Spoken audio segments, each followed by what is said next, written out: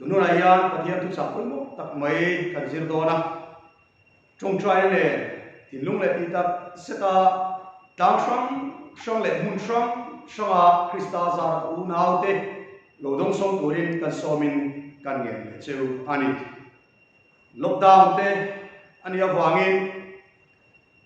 duangin hun aman le thei lova zaina po yanin kan top na la athan pain kan sadon lova thu ka sei zo yanin trong trai na kamanga chu top na tan kan mang mai don ani ole kan khovel din mun kan ria a harsan na me novin min tla buaka shipui kara kan kusa a ekan kau khan wang chunga ke po shri na ti boy me kan omani ti te kan han ria a ui kan ti a riru le ti ta zidin trong trai na kan lo man sak thin cheu ani tang shang le mun shanga Krista zar kan rong bol pui du tak tu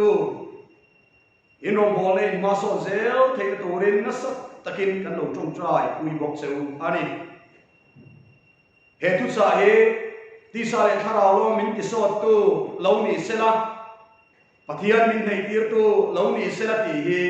ka trong trai na ani he pui kara mal so mu om tak donga chang turin atharin kanin bo sai don nia zaina kan tu pui tu re pathian ngai sakhi mui ngir na nar ti ani don ani min pathian tu oi phot chuanin pathian tu oi ka chu pathianin atha tham ngai lo ni amal som nei min lia ku thin ani har sanale mang an te pon tok ve thin ma ila chumi phe na tharau mal som na te tharau ma lim thar na ten min vu thin ani ya kha zaina yan kan soi du ani chti walin pathian thu kan oi wang yanin he lei lam ho sak na ngor kan be sei turan ni lo ti te po kan riat tel kan dua kan tu puya kan du ma in e khu vel kan om song yan pathian ina mal som na min tia ma he ti sa tak salam mal som na mu thei hoi thei mal som na sum le pai te ani walin pathian ina atum ber number 1 achu thin lung ho sak na min pe khi atum ani bi kan sia atula chipui kara lungai na le mang anna ina min tuam na kara po thin lunga lim na duom tak mai kham wa na duom tak mai min pe ke duma sumle pai ka chom na kara po thin lung ho sak dei min pe atum per zok ani ya kha kan sia atula chuti rualin min pathian atri pot chuanin pathian tu dana nga om pot chuanin chu pathianin min kha kham ngai ve reng lo ani ero chu kan sia atula chula hoi zong chuan zaina yan pathian tu cha kan zir ho don ani ama sai pathian tu ilongai ka ang sam somli le pani chang khat pathian chu kanin hum him na le kan chap na mang an laya tran pui var na reng ani sam som serai le pathum chang som ni panga ni sari ni riat thu he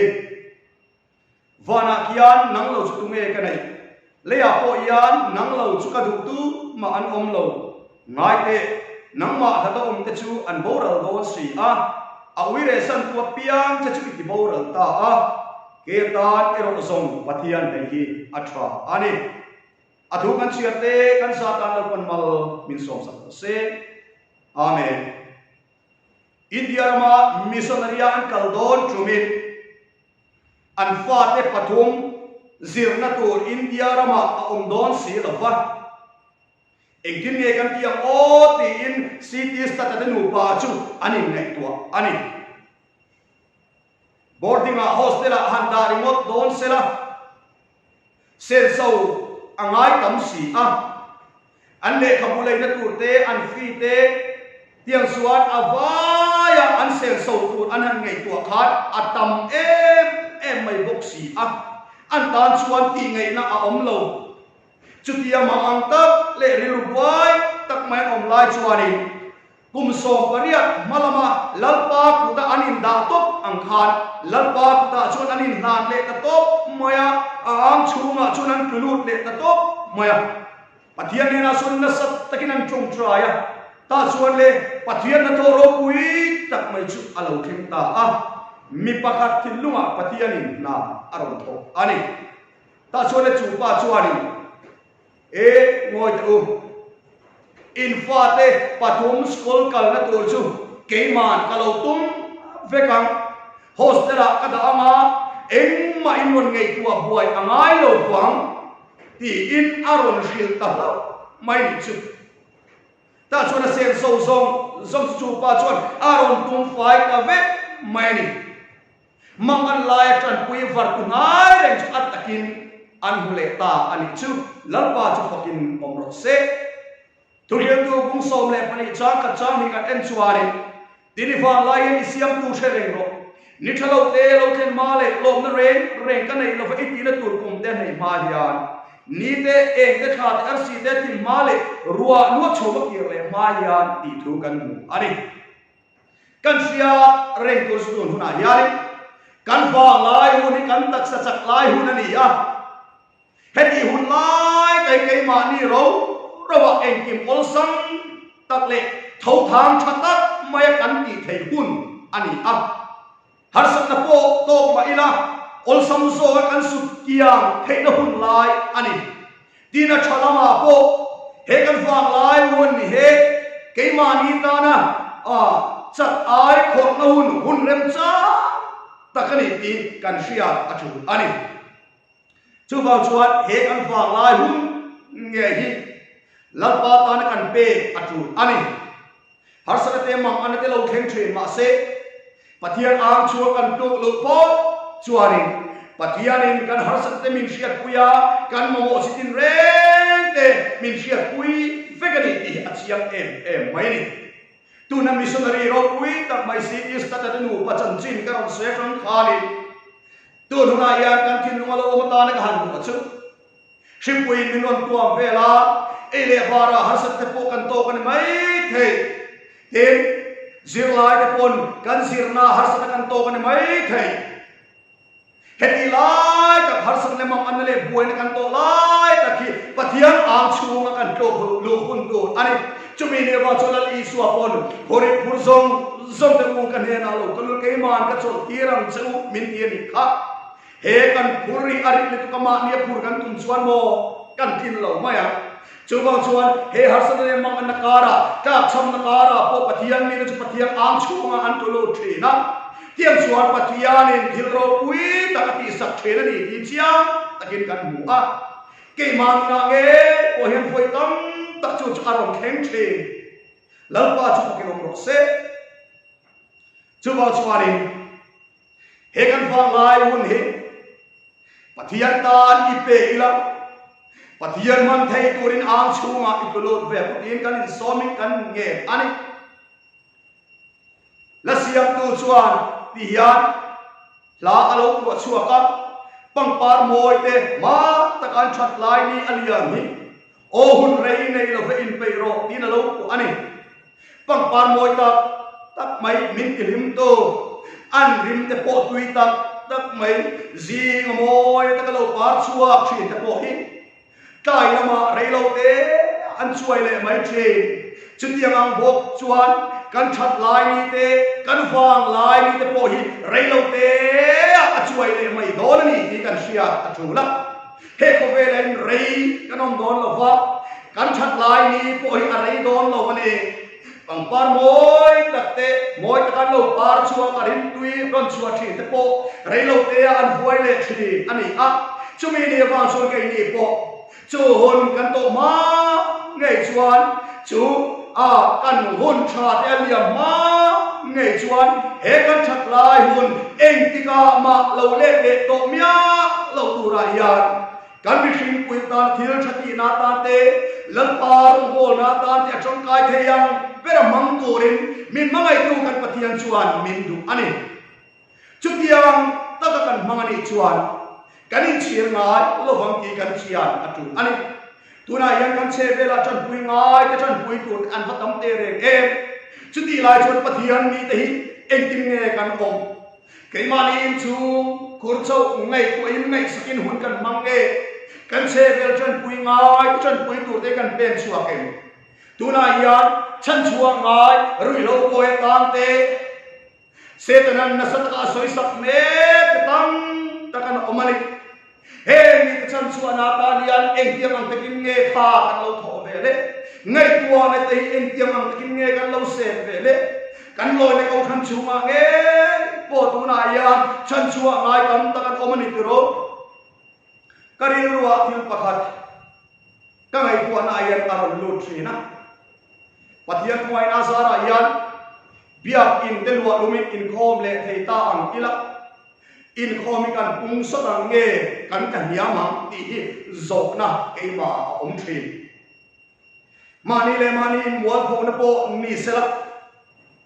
kum tir lama changin shipui ni ron nuaya lockdown ko vela kan chema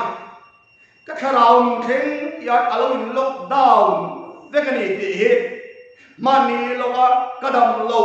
chung cha chang khan cái mu chuak ta tha mai ka tharau nun alo miam pha em cái ma po alo in kha da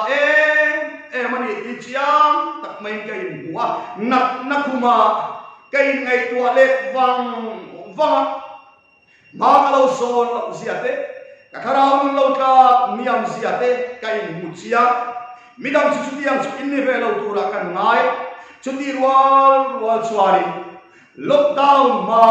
shipui na min nuai ma kanin kom thei hun laya kan kharau nun kha he lockdown nuai he kan pha em le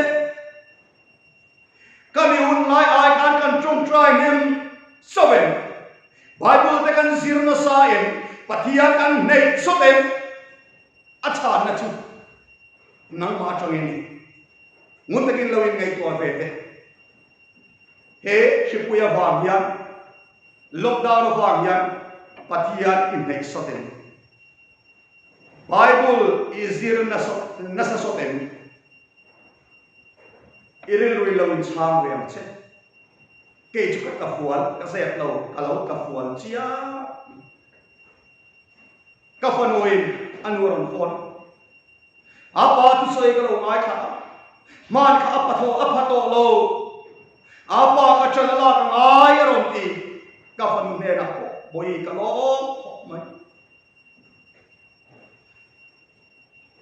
ka fanu ka huat ka chan tu ra om lo ka fanu chuan thane min nei puya man ka apato lo bani min ron ti a adik chia dam lo nak khuma ka in nei tu chiang alo dik chia ka fanu thuron soi ka fanu homai lo min in siam that nan ka mang tur ni chu tiang tur chon tu na poi ma ka la ve me ka thai to ka chua sau ve me ani tiang chuan nu nau te o he pui ka ra yan enge kan din mon chan pui ngai kan mu lai ni kan chan pui ve thui nem tharau sau tam chan chua tu tam ta kan om ngai tha kan tho ve em tha kan tho thei lo ni pon asung le pai zong tal pon rong bo tu de ki chak purin trong trai na một tớ con thầy to kan chua ve em le engang takin nge kan rilwa khara boral mai tu te kan ngai tu ve mani zo tam o chutiang ni lova keile ka chung te kan nom sak thei na tu ringot mai kan in chung ko ringot mai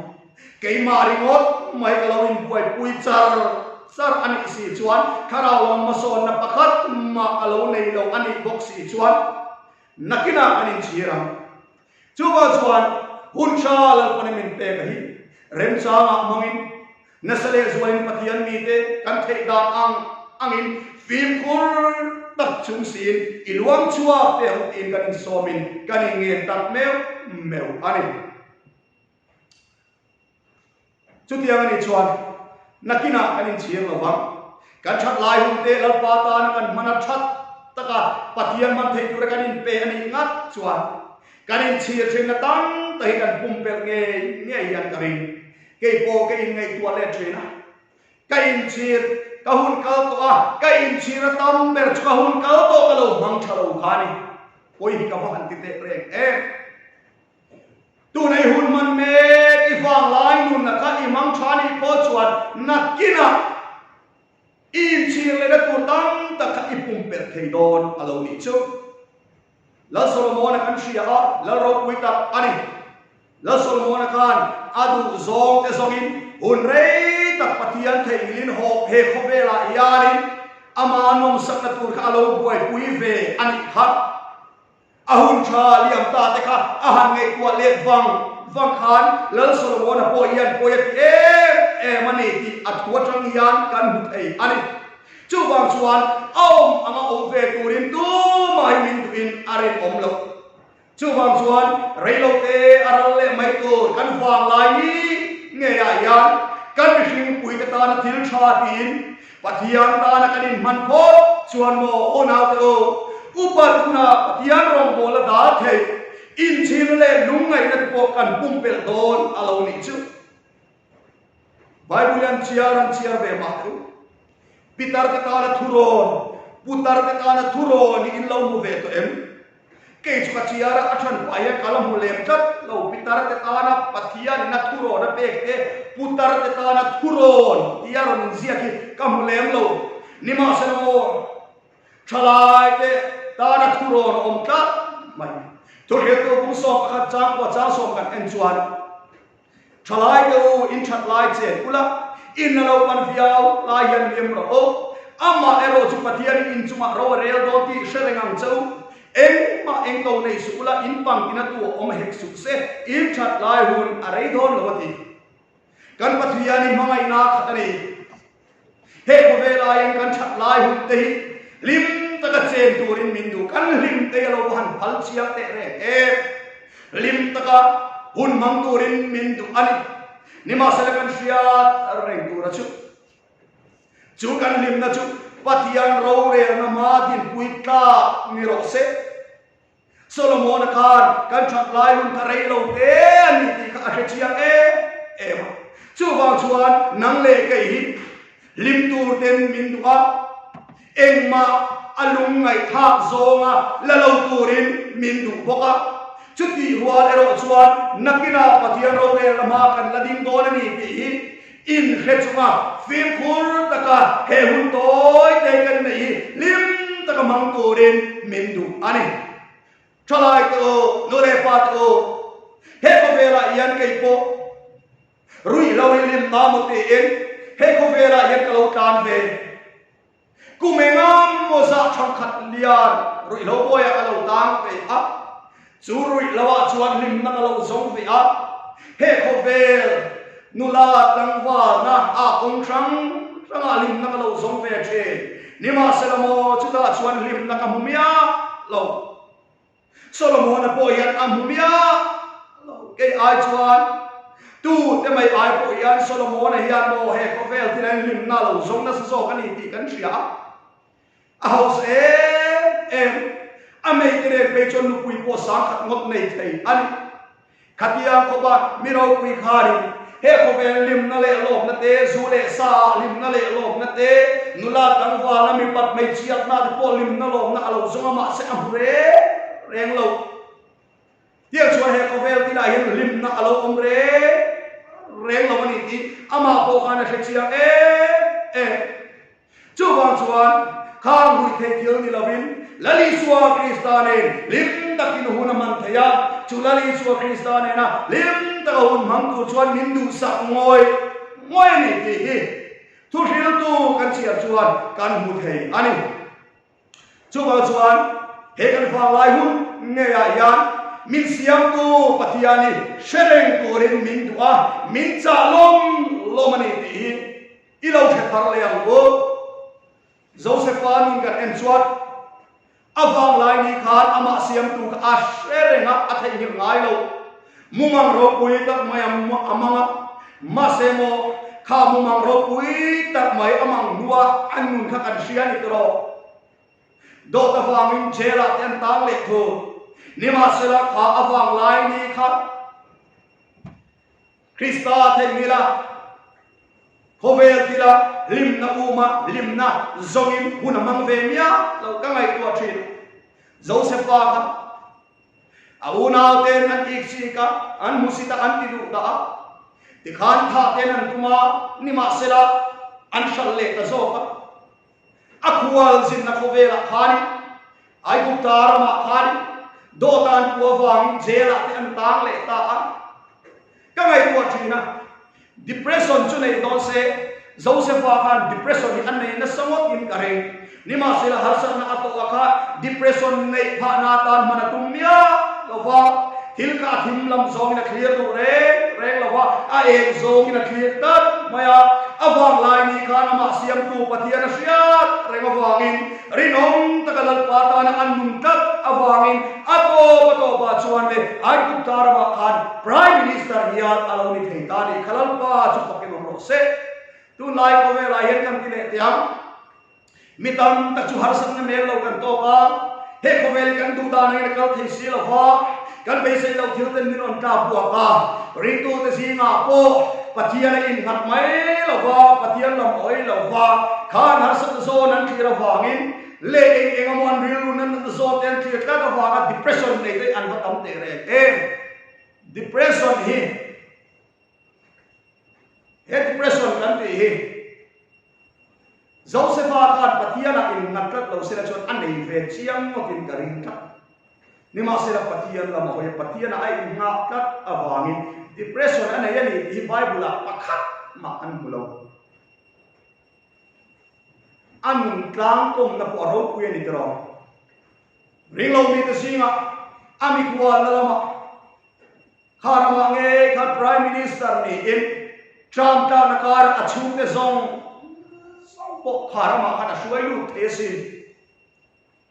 pathiara tri tat awang to pa pe chuan lim takin an chung kwa kanin to khom le ani kha tu ving ta pung thum chang ko changa chariat kan en chuan ikong zong zonga ama chu shereng la ikong ne chu ko mu ze nam che ma ni ngai ni ti fing su la lalpa tri la sual kal san ro ilayatan Christian ani anga im atan khingani ang ti in alo sei ani min patian kan belta chuan patian ang chuan kan tlok lo ka chuan patian yan kanom dan pu zong min re fel sak thin mixing lama tang ngai tua buai vak ngai lo om lo pui kan nei thei lo pui tur ngai tua vak yan min ti se om thin patian ko ai na zara kan ti teang karin nei asang chu kala timya lo kai ma pha to ba ya ting lo le ma ila fel lo le ma ila patian ai kai ngat ve ta thina ka malam ni athim zong ka thia du ngai re eng lo patian a ka in na kal wangi patian ahum te ra thin ani a ahum te a hi ka mamo min pa thin he ka testimony ka soi fo to thina patian ro puina ka soi lo le ya midam ten he ka testimony a changin be se na thar kan lo nei lo chon mi pakhat kon kan lo nei chon a horo i don en tharawa har thar na pian thar na kan sang ve ta a toy zongin ta suat he bia kina hian ka kala he la hin ka thing thria mai cham ki huan hen ka thong traya pathian ne na ka saltan na ma tanga min chan chu awang lo thu ka soya lalpa rui lo boy thangin nangin min chan chu a chatua na bo ra to chatua ra nun nei ve thei tu ra i khong ai ka dong ni ka ba lom te nu e lalpa he ko vela yan ro sum le pai ho sa ka dil lo sia nakum maya yan kan nu nu pension do na hi ai ka kala a pension chuan ka chung te kan pui fanau te chom na tu te ka ngai tu ve angai to do na te ka son ve angai to do ti ka in sia a amar chulal pa chu ka du per ni lo chu ka dil lo sia kan pui fanau en kon na to hi chu nam man ahun itia min pe yang ti ka ring atani kadu ber chulal pa thara botam tak inena ron shuai khen ve kan pa chutia ma inena ron shuai khen ve te tu chuan iman thei iman ta bu ve tiang in pakhat ni turin min bua se ve yang se o ti patian ne na adilan ta chon huna local zel kum sam ni le paria september ni som ni le panhi alo ni ha ta chuan le office company ka kal le a chu ka thona chuanin director IAS ka khona director personal branch ka oma ta chuan le kan joint director room a hen ka lu ta kapi khongai takin ichan lampang section a yan na minti sak ve thengem tin ka nge na ni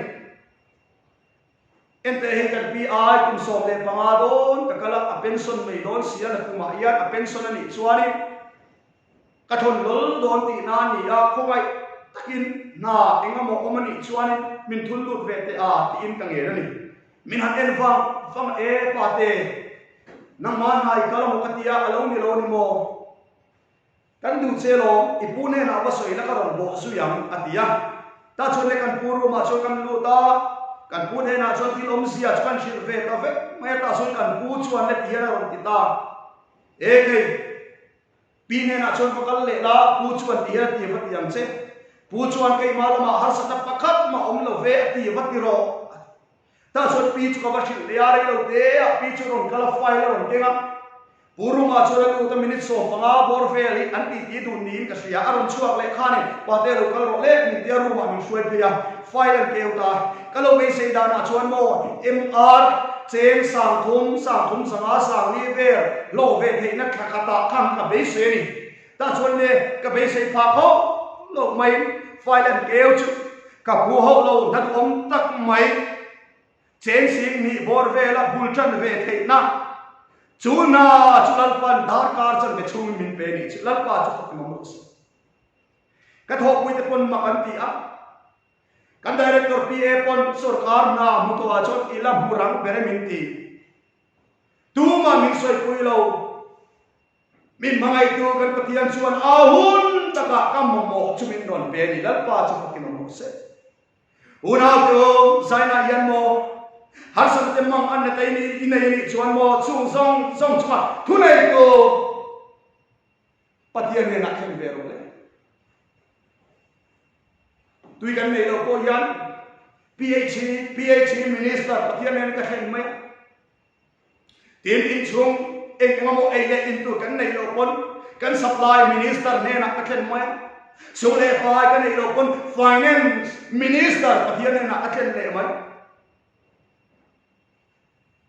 he tu ka sai lai ku zau sia mai ka he chuak le the he la mai chuan ku zau sia mat ku ka rin na nget le rin na sakhi ka mu dam lo kho mai zau fa te singa ku zau sia marin nahi arin nahi ot ngoi thi finance minister ti chong kam te poi amaro sai chuak an ya chu changa ka hiat chu ni ole sam pakhat na chang thum kan en chuan misuak sual te rem ruat ang om ngai lo wa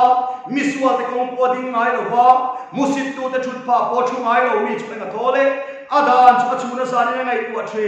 anis tui luang kia ting kun ahum te ra thin an ha po wai ngai lo wang hi ni athil tia piang chu amui ngil se la ti lal pa chu pak nam ro se pathian ni de ta na pathian thu tia mi aban ro pui em te ro oleh kan thil ti na pong tin re na pathian kan siat renga ama chu kan bel tata ama kanin nga tat chuari sam pakhat na yen pathian chuan chu mi ta na thut yam ro pui tak chu min petla mai ni chu tia nga pathian kan bel tata pathian kan siat reng chuan pathian chuan chak na thar min penga sual te kal san thei turin khem na ne thei turin min pui anga ti chuan kong dik pathian chuan min ko mu ze lama chu mai ni lo he kan taksa hi se la theng mai ya min en kol sak donan ti chuan hi se la tha pathian min pe ka kan kong te min ko mu ze chuan kan thil tia pia kan lo tuang kan lo mui ngil ze don ti na ni chu he bible min shil da na ya chu tia mui ngil la te alo thlen thei na chan chu enge ni kan ti chuan pathian ngai sa pathian thu oi nei alo ni ka mai ni chu lal pa chu pakin om le ro se ole mi tam tak kan mui ngil lo na chan a he kan she to lo ani poi ngam lo poni mai thei tei ma te tho rim na te rem sia na te apoi mo kho mai lo ding tu chuani tei ma te tho rim na te rem sia na te apoi mo em lion atel lo va mui ngil thei mia lo na om chu kan Bible hian min shil kat mai ni chu nghe kan ti chuan thu fing te bung som ni le paria cha so ma thu ma khan ian kan mu bo chia na se tu chu an hui ngil lo wanga se bo in puang hoi san te chuan zang nei nan mo lo ti kat mai kan Bible hian helai Bible chang in angai poi bo per chu kan ti te number 1 khara ma so na ni ti sa he mu thei ma som na ani ma sa ber lo wa nia ai chu number 2 chawani helai Bible chang in angai poi mo per chu khara ma som na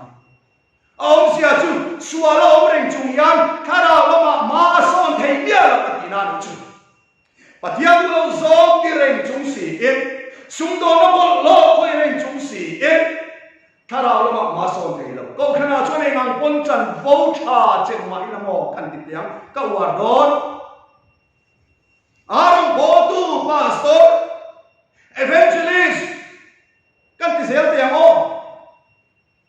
câu chăn lúc ba câu chăn là cú là tai măng chút tiếng mi bo chút đâu nỉ là và tiếng đâu gió khỏi cái này ta chuột cần sung la nó té đích lâu nỉ xì chuột thà đâu là mà asol thấy reng là cái gì đi cần Bible chuột chiang ta kinh mình sử thắt mày chứ tiếng thiên dễ pru này tì alo là ông abi takin câu thằng nào một na chep me cái tan thấy chuan sual kan nuna khoi ngam kan này á dẹp ru kan này ni chuan alo hom em kan mi sing pui cái chuan min shalo poni mai thei min mulo poni mai thei min lo sheru kan na kan sai du lo mai po lo ni mai thei chuti rualin min shemia lo waru hin kan ti thei poni mai thei engin nghe an omani ti chu sia the ku pa te min ti o he kan Bible bo kian lo suya lo anania te nu pa kan sia lo mi kati hun lai khan zir tim te khan nei zong in trom ve khopin anin mangai ema rong bol ngot mai khan veya an war lo ram te an shala poisa khan nam the lu ta tiang chuan rong bol na ta te nan mang thina anania te nu pa po kha o thana chuan ku la ta in mang an ni ve mai the ni ta chuan le an ram shala kha an om the lu ve ta azin tir te ne na khan ta chuan le aman kha an zep thana ni cái ngày của thủy na kể kinh na xem sáng cái दिन lâu khẩn ta ăn xe la xem giờ đi còn thấy đủ xe la hi cái mamo về bốc xia sáng cái दिन cái chala giờ đi thì cái còn thấy đủ ta xem giờ đi chú cái này về thì sẽ chuan afel thắc in cái ring thắc mà xem mo hay rồi cái chala cái chuan đi ăn đi ni mà sẽ là ăn chala cái chuan đi lo ăn xếp trên cặp azong khan the lut lova an kuta khan tem zo om ve ni atam zo chuan the lut nge yang mun tu ma chana mun ni chu the lut de karing mun khan ve lan lo kol ve ran mai ni ta chuan hei zong hian ni e kan thang na chu an ron ti ni ma sela khatia sir tir te pula poisa non ta khan me te khan in tin nge ti kha e ke anania mihing bum tum inilo karau tiang lim bum itumani tikat mai kha sel aswan se ko va kan at tu to pa ati sui nga le khatro unau do karong bol pui do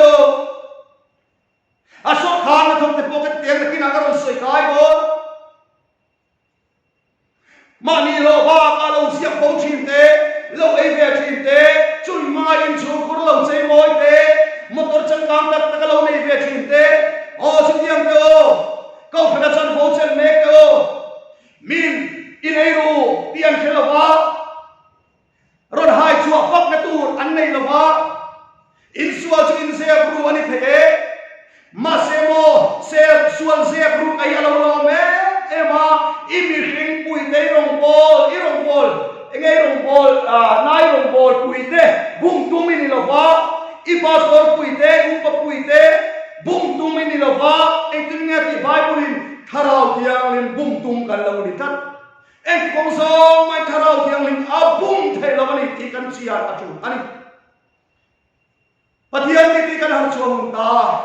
he ko vera yan ani na ta chon kan soi rot yang kai po kan ni ve thau in sim tu ri kan la le tu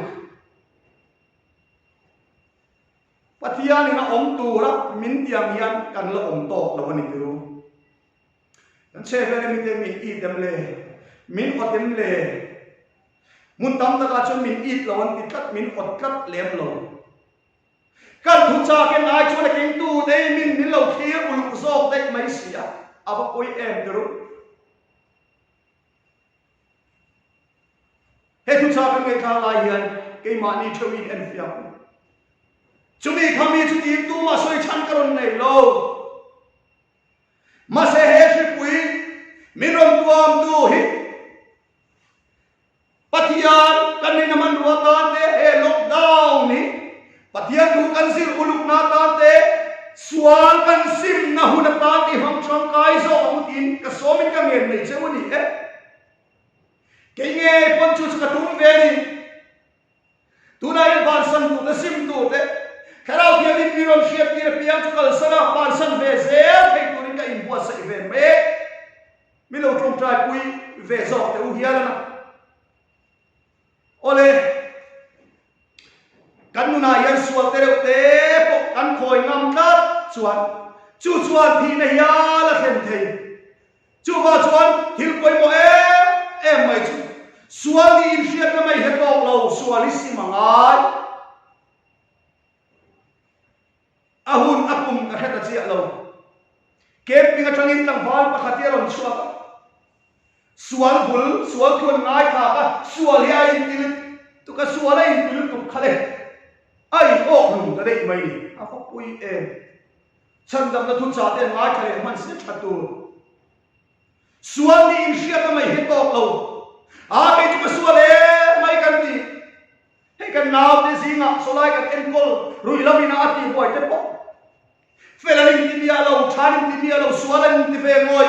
ma se sual ni in shiat na mai kha lo tok si lo wa sual ka si ma ka si ni chu ba chuan rui lamina ati boy tam tak te po hian man son the lon san chu sual chuan in ti thanin ti mia lo ma se sual ka si man tum kat si lo wa apoi e mani juda is gariota anna khani duam na akhoi ngam ta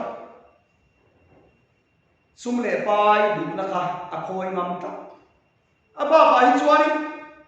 achan chin kan mu chuna yan soi se na em pura om pok hello juda is gariota hi tin mitiam tanan soi la na pe chuan zirti de zinga kan ko ve mi alo om chuna ni ti isua kana ko ve mi alo peter tu chuan leng dai deng lai ka ko wa mathai te po chian kon lai te ko wa min zui ro in juda is gariota ei ka ko ve mi alo ti bible lai chuan kan mu la wa he ka mi mal pak la hisabin ka ngai tua ve dan mai me a chuani i khana lo clear ve kar ma isua khala ro pui si a kha tim kha an ho sak melania dik tak chuan mi khana ngai sang sial zui hu thut maya isua krista bor tu te kha an tam piao thila ni ti arin om na chana chu sangale chang pera mi a sai chum khani kan bible hian a record dan chuan patling ni sanga atia chu patling chawan nia an mu pui te nen chun sing khat fa pani cheu ko lo nei se sing hi chu tlinga rim rim asing tel ka chuan an bor lei lei thin ni i chiang em maya mi so ma ro ko tu hi asing ni sing tu menan bor lui lui reng hi ke chu kalam mi alo isua le tim te chu an bor lui lui reng ania an ho sabia pura ngai ni karen ama le maro ni ta tu ve ta zirti te sing kha chu ta po treasure post kan chu mal mak ma sumen kol tuan chang ta ma se a zui fu lo ve khop mai tro isua le zirti te tem pulan kal khan tem pulan lu do chon chia choi nga ya isua le petera choi tu cheng hi ko khan lo nei lo tok mai kha lo nia a zui fu lo ve char char khop mai ta chora zirti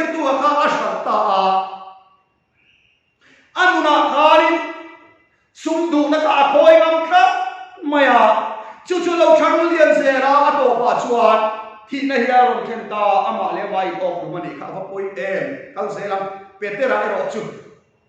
athuan mai lali su krista voi thuma phatsan masela li su krista thole nuwa khan alen den namuna awa kala isu krista ne nanin machom nuwa khan aswa ka ban sim chiam em ro petera ya thil sual kile ti re re kan mu to lo lal pa chu pakinom ro se lal davida te kha patian koya patian dan pathuma bo chia otsu uiresu tual thatsu ti dan bo chia she omati e mema inchira patian ni na khan ngei ta matiel mitro lalpa ichung chowa thil ka ti sualani ti ten patian ni na ngei ta matiel lom lomani kha devida chanchini an chiar sui ta o patian ngei tam na chan duwa khan ati sual nom to mia lo mia awan sim chiam te reng em tro patian pon mala so mani tro patian chuan dal davida ka thin lumang pumi tina soi ega tinge ka thin lumang pumi tia asoi kherle ai lai ka le patian thin lumang pumi ani na tam takin soi tur omang hian kan soi te tu na ya lau davida ka patian ka thin lumang pumi asui na chan pakhata kha patian chu bible kan en chuan miswal thina lom ka reng ka dei lawati devida ka amema solate anhan thi khan anthi thu anon report khan lom bia om takani ke ni chuni la kan lom don em kan mema te nan kitang se tha tuma min ve reng tu kha thitang se kan lom mota ma se sola chu tharau tiang in chu san to ni kha sola miswal anthi khan devida ka lom theimia lo nia atka pa asul ta zo ani miswal thina khan devida khan lom na pakhat ma nei lo chutiam che chong patian miswal thina lom na nei mia la bani chu tak chu ni ka thim lungang umi ka charta ati na kha patian lapa chu pakinom ro se tia chon lal davida khan mo athil swati nuwa khan ain muchua asim chia khop mai kan bo chile de zepa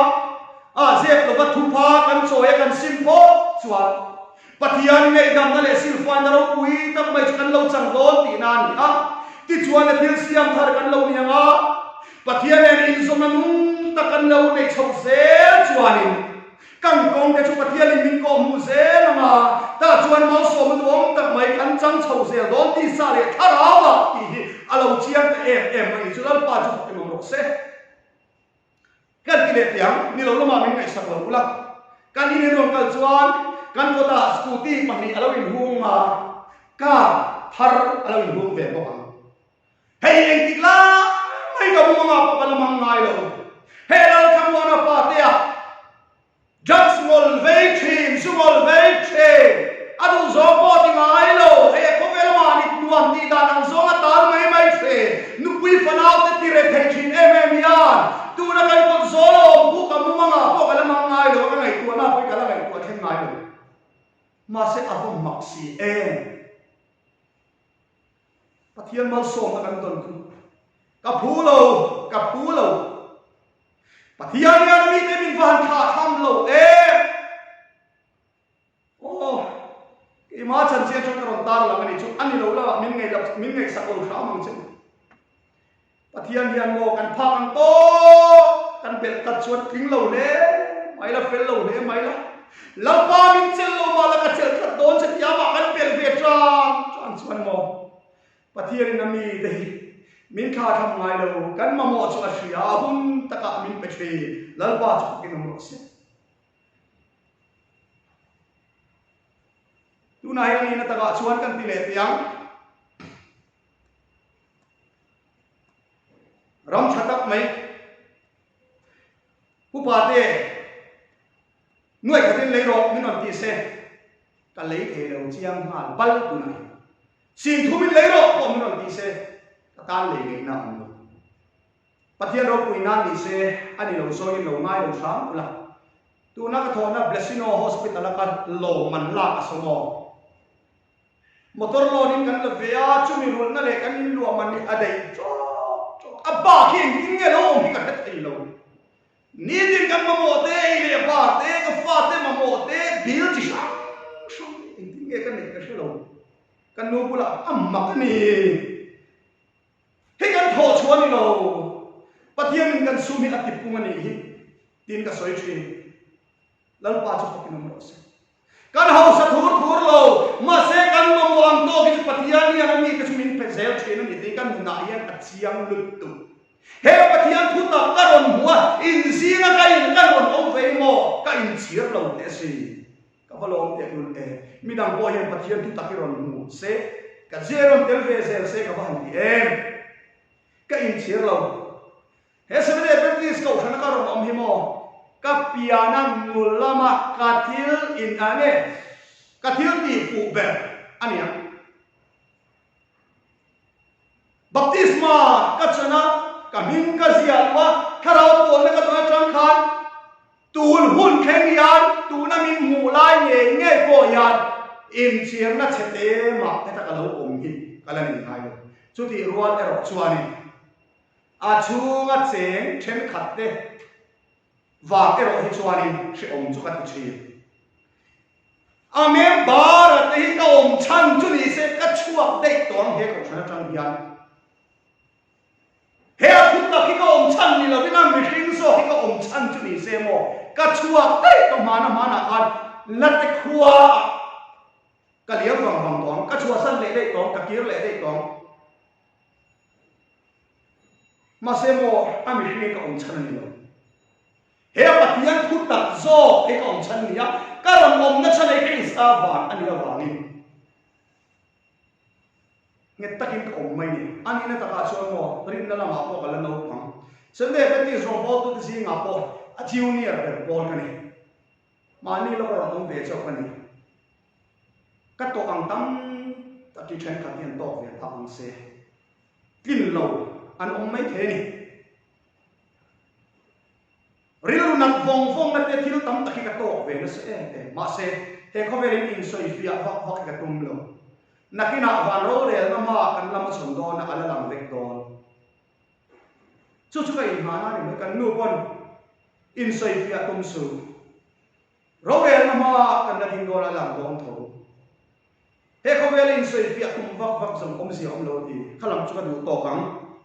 chu mi ka soi om sia so ka chu pathian yan ami te min lo tha tham zia ron soi ka na mai ani ani lo lama min ngai sak lo tham tu ri kan ye te cha u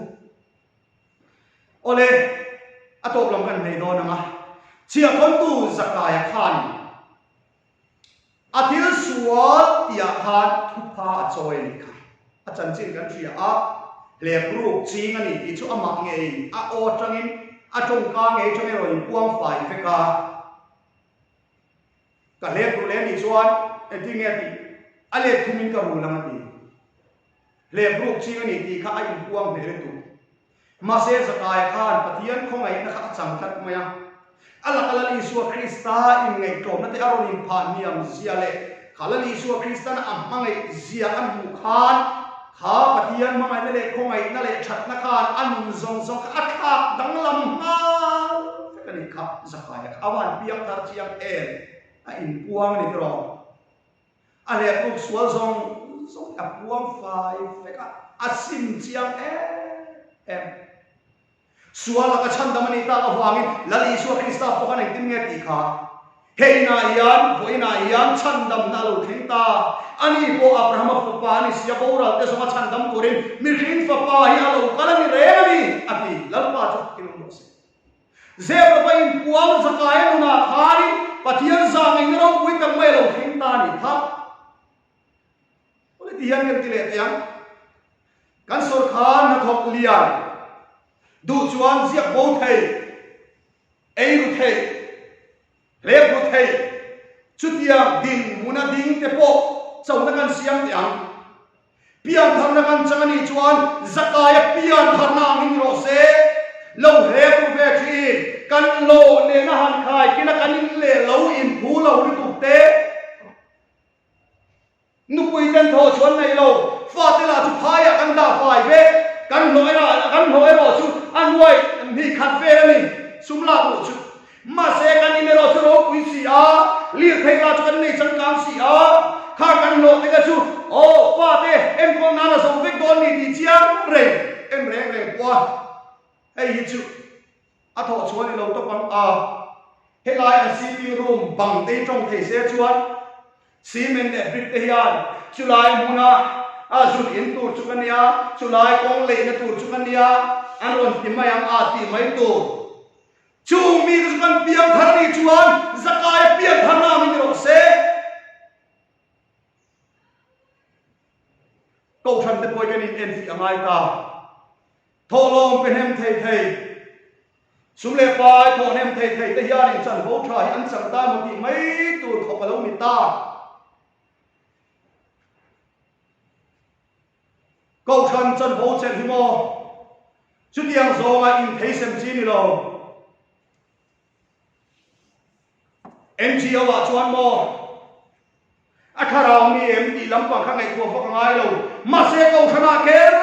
ri chuan mo beram te kai chuai ko chuan an bil tra muna so tha pe thei ko chuan beram te ve him tu ni thei ko chuan iswa kristan ni so pe mung tak nei kharao mi em ni ngai ta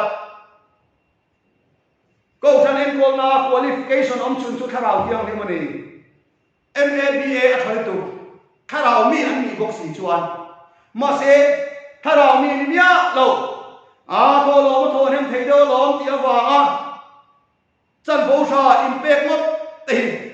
kan ti tur ni mi lo kan impact chuan ka ring lo ma se impact bula thil lung te lo om pat lo ni chuan hei chu kan no re fat tu ani chu wang chuan sarkar na thok million do kan pian thar nei zakai pian thar nam ro se dor kai lian do kan pian thar nei zakai pian thar nam ni fe ro se tin kan so mani chu tiang chuan in omeka ti na ni lo ma se then khati chumo kan christian nun hi ada zat ma ni kro man ni lo ka bazar akala tun lockdown ni lo lockdown masazo kami ma chi akhan thu nei tu te an thu khom me ka lockdown ani don chon chon nuan ron puang don atu ka taka lockdown ha urani ta chuan le an tram zuar ka ani te som thumin an zuar ani amak ni tu ka pula chu ka ani ente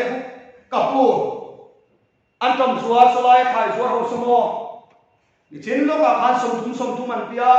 sarkar tu chu ka lockdown an puang don ti thoman an khechia mai chu som sari som ria an ki le dei to ti aba mak ngai kan christian nei engamo a om le chuan kan til zor an to thut mai te hi oi pocket kat jeng so man ni reng sia so pan hi kan an shal du thatte fruity jeng so man so pan hi kan an shal du thatte chu tiang zelin hai a lu man tei aba han sang jeng so ria bor vel ti ria tu na ra tha tu kan lam na lo to de ni chuan te ma han ti do ve chu ange tu nei tu ma choi ve na in zar thu om lo lep chu kan nei tu lo ma se mo christian ramatan chora uchuak ma mani then khati chu apapa ke en kol sak dila ka chong pathian ni khatiam se pathian ni na ka buai puya ta na min pe chu mi nu nen chuan kan in bia kan then oma gorkhali dorkai mak takani christian ti ai point a christian ni arin om zoking ka sia pu pa te ti ngatinge ka tia adora athil zo reng hi adom daya allah ani chuan eng ang point lockdown ron puangin tilman to ma sela atoma allah ani po chuan lo to ma sela asal dan pa ngai an kan asal tho ati abaro pui to chu christian ani mi alo ni ko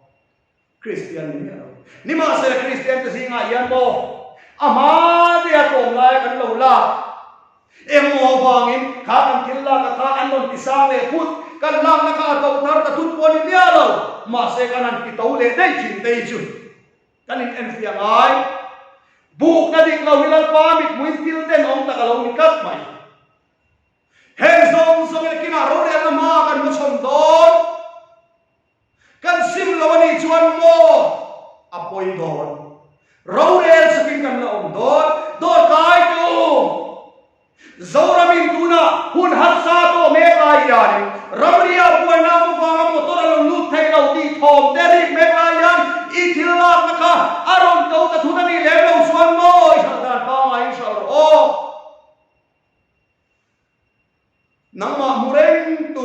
pathianin isim lo chuan ro re na ma ala pot suak lo na he ko vela tuna yan I chunga ro re la chu lek ni lo ma sila pathianin chu ti una chuan thiam lo achan ti ram senga a hem nge kan Christian te kan elfi angai ta kan che vela namdam Christian lo ti poyan min otte chiam lo ni ti thu ten soi china ka oi te chia lo fiam thu ak mai sara ka lo mi mai thin fiam thu ti tak deuh ten hoi muna chia khan nge ka she ka lo wa an soi ka ria a ka lo nge ven vak lo wa department a po ko than u patam na piam a korok te dia ma se fiam thu ak ngai ma se alo ni tak tak ni chona bara pha don e an soi che chen ka chuan he 5 million Muslim kan ti te Hindu kan ti te he o sa ko dang betu te yan office na tok ten on dora an het siang ni tu ka chu wa chuan Christian sa huai an I ya la van yan ti su tak tak ni chuan avara pha don e tiru chu wa chuan pathian yan he zo fa te yani khipui kan to ve te ya phala tuna yan pathian chuan he in mu chuan atan mang turin min a chu wa chuan lo thlen ve phala ni ti sia en he khipui lo len me khi cái ni zo fa te yan pathian lama in mu chua thar na tan te I mang te u ti in ka so min ka ngen cheu ani chu kan ta na hun tha ani voi ka chule mi pakhat kum som li la ya upayan na di atumani ni ma sela an na di la ka kum som thum aya I upalo te ta na dil the kha lo ni si a ta chuan le kum som li la ni to si kha kum som thum angina in cha la ti chuan na cho ka dil ve ta an la ta ni na chuan in van ni kha mai an ha ka a tui zo tak mai lo nia a thok cha em mai ri nom po ri nom khop mai ta chuan le an ha khan a thok that a wangin an ho ku te khan na lian zo le ro tam zo ta chuan kai san ti ran tu mani an ha jong khan a lo po tam zo ka tin ani na po asang ko zo don ni ma sela kha an na thar tho ta na an ti an kai san ti ran tu kha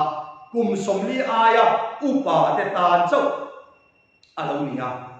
kum som li nuai lam ta na thei lo kum som li chu lam tan chau ani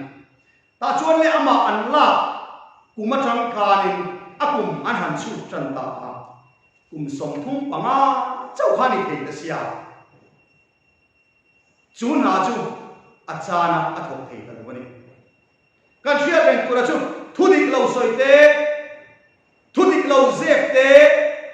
dot kan soya wang te ya lo cham na kan to thei ni ti kan chiang ngoi ani to perna ta nu pakatiya ni fanu ania chu a fanu no pang te chu bazar shuai ta chu le dor lian pui no pang ta na thil I kom tak barbie lian tak te khan an zo ta dor lian pui an kal lai khanin a fanu te ram chuan man mo se mai na nu churon pana anu kuta chuna ron buana anu kanin lo nan khong ai takin min sel tat ro min kai tat ro min huan tat ro tin ron ni a chan chu kha dor puya an fil so mit na tak te kha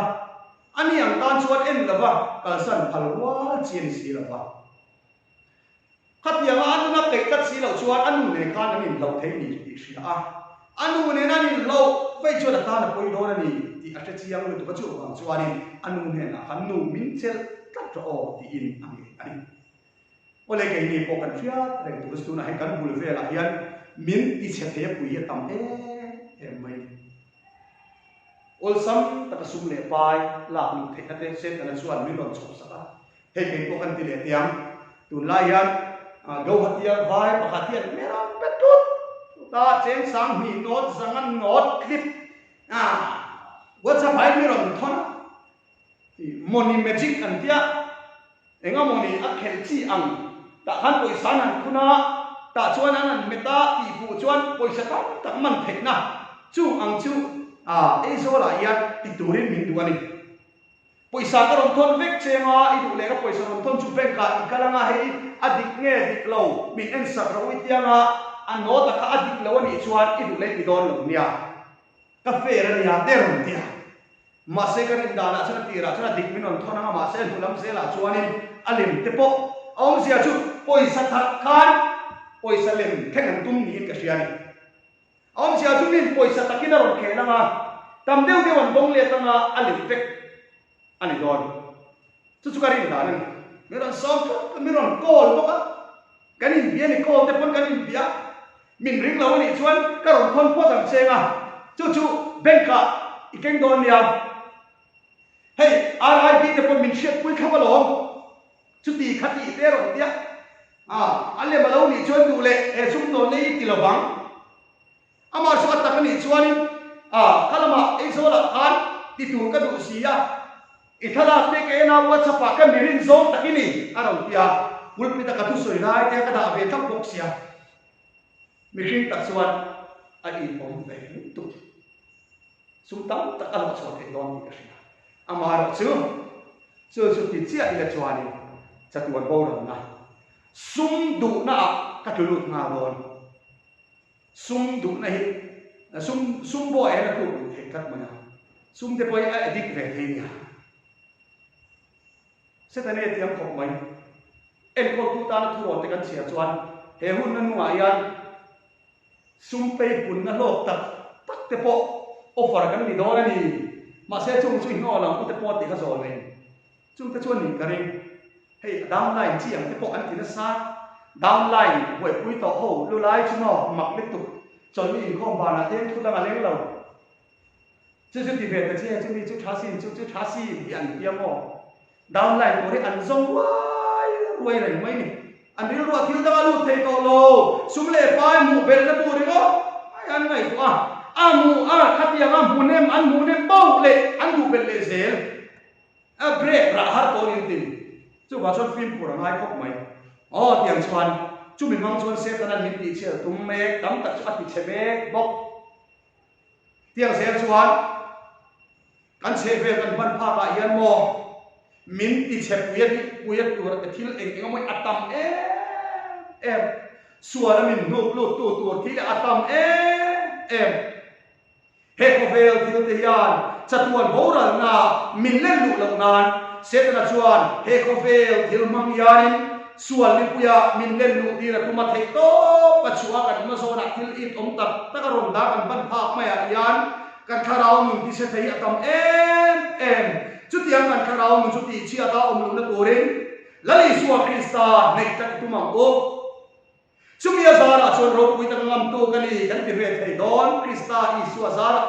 chu tiang alo ni chuan kongeng ki ma patian ma so thum zo kan dong don ti sa le kharawa patian chuan athuo dei atha tham ngai lo mani ti chiang tak mai athua ko kan hua tin ama tri to athuo tu da chu an kha le theng koi mal som na lo tiam tak mai chu kan ko khan chu ngai ya poin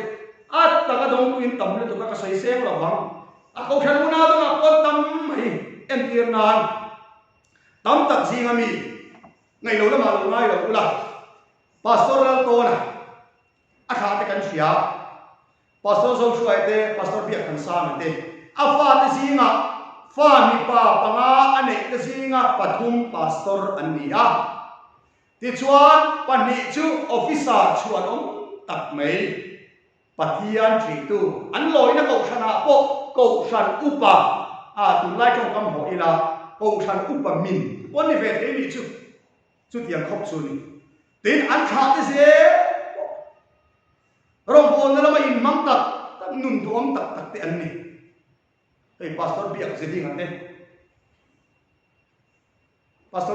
ate nu pa dei en ton tla man ni ka sei le yang atop do ne arai do lo dei ka sei le lok yang ong ai mi lo nga thale teu pastor biak se ding ate nu pa ki sa pui te ka sei wala ka ril ro om kan college chi chen khan chuanin kan dem po ni mai thei soi se la tu tam ta omang thil hi mo soi sel ngai lo hi om lo ania chaber ni kan siat po hi lo soi sel tok chu rom sel thau in po hi mo adau tu tampo le ang heten tia lo kan college day kan tan suan mo mal som na kan chung pa min khem tu kan tino thei lo kan tiang ma ni chung ko informal pho na po ni se mi dang in lok nei lo mu lo ta kin aro kuin a thadon em mai kan fo pa hi enga mo kha exam ve a dil ve na ating lo wa khata tang khan ti ro man college cha kal kha khal zom du talawa kum khat kum ni don hi a chol ani college kal le turin kan ni ya du lo re re po so pania pa sa ti ngai nam lo fa ti yan kan ban puam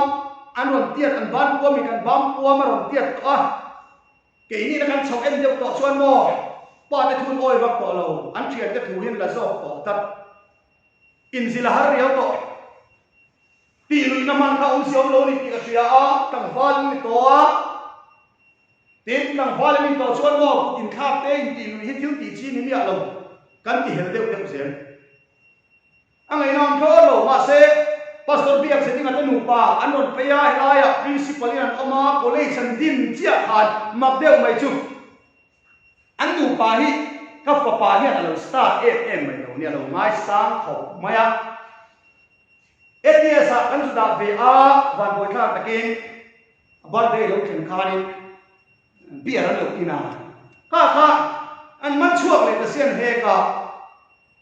ta chuan thunun ve ngai ta sia anon ho tir do na chumi zana chuanin pisang puiat an ei tur ei ke masiam sak ti khan chung try ne na kha mai ka ta kha thei hil thei to lo ka pa ya ni angai sang ta em maya helaya principal ron ni yan sia che college an tin khanin ama in lo in admit ani ti chole patian ko ai na zara first division na ba anon pass ve ta kan college kan chung patan chuan mal so min then tu kan papa pi eval papa kan nei ve theina an ka number 1 pathian ni wa chu ni kan college nei ati hu tu tu ske ma ni kan ya ro ai an soi thina lo langa lo pula ke chuan tak tu ra ka ngai lo wania mi fiam thu a sei chong ve do ni chu mak deu mai chu kan fa ti he kan ko khan school a thok kho hian an fa te school da man lu tir de zela an tia tak ni mo tam tak hi chuan an fa te lu tir le du mia lo wa ko khan school a lu tur hin an tir tak na nga thok te nge po an fa te mun da man lu tir le dei tok sia an tia alo ni si chuan ne a thok te ber te pon an fa te lu na ta na an lo du le vak lo ani si chuan kan ko khan school te college te chu alu mo om mang o ka tia hey sinotin college nan dina an ni chu an bo ma an college khan khat ma rik ma ya ke ni chu ni lo wa mi pakhat na thok ang deu kan nia pakhat in lo po lei bu pa ya chama ma se ban kur lai kha nuam zo kin anin ka ta to du ma ban kur lai a ai in tha me de ya a se lo nuam zo le mi a si la ba ko do na ro ya a lei bu pa ya chang le de yen ya mi dang tai tha zo do ni kan theta thina kan college te po hi ke ma ni hen bo mi la ti lu la vo chou la ti hi ka thalen ngai na ka man soi ten zo ani chu yang chuan hei an kha te thlengin pathian ma som nang dong ani bible ina so hi chu va han dik em chu tiang se chuanin mi dang po kan om hei ma pa te po pastor fa pa te pathum pastor ama pa te pani pastor panga om thot mai nia pui deuh mai nia ama pastor ni po pastor po pa pe pastorin apa pate pathum pastor ama pate pani pastor anali ko kani pastor chuan om tak takan ni kan ko khana phei chuan a fati ama pate he kan conference a po luber ni na chet pathum lai an le na ole tiang chuan pastor siming liana he afa te ni la asia mate pathian thui mi an kha ka thing tiang hian pathian mal som na andong ani tiang sia chon pastor lal hun te po ama pastor afapa pastor tiang khan an kha te po pathian in mal som chung ko om takan ni pastor si sai pastor si sai khu ma he te po pathian mal som na andong na se patianin akha kham lo re reng atu afa ta khengin tin pastor Lalthlamuana pi se avan chuan om afa te tu ta khengin tiang chuan patianin akha kham lo soi tu tam ta om kan sei se wang patian ki tu te chu patian ya kha kham ngai lo ni la da na point yan alo ti to bernata sam som tung pasare chang som ti panga no pang kalo ni to tu na tar kalo ni ta ni ma sila mi fel chu kal sana a kam ngai lo wa a tha te po sokon kam ngai he lo ti alpa cha ko ken lo se tu na ka soi tem te thang po khat a ba han di te lul kan thu cha si ho te kan sa ta la pan mal min so sa se amen ka soi ta karin kan bo ro ken a sir lo wangin tok na ha kan salawanga kan om huna theu kan me mi chi nga trong trai na kan ma nge athian mai ku na ko leilung le chung om zong zok te siam tu lal pa so ni dar ka dam ta min shuai chana vai kan lo mai ne lom tu kan on soi le tu na i tu cha fam kim lo tak le bor chuar tak mai kan pon chuwa ta ka ko mai kin lal pa nang in mal ron so la siam kun doi la ngai ka tu zong le la ngai ka tu zong ta thim lunga thara bin min tin sang se khai tu cha kan puan chuwa kal tang khan he zoram Christian na ayan in siam thatna revival ro pui tak alo khen na man ruwa atan lal pa na in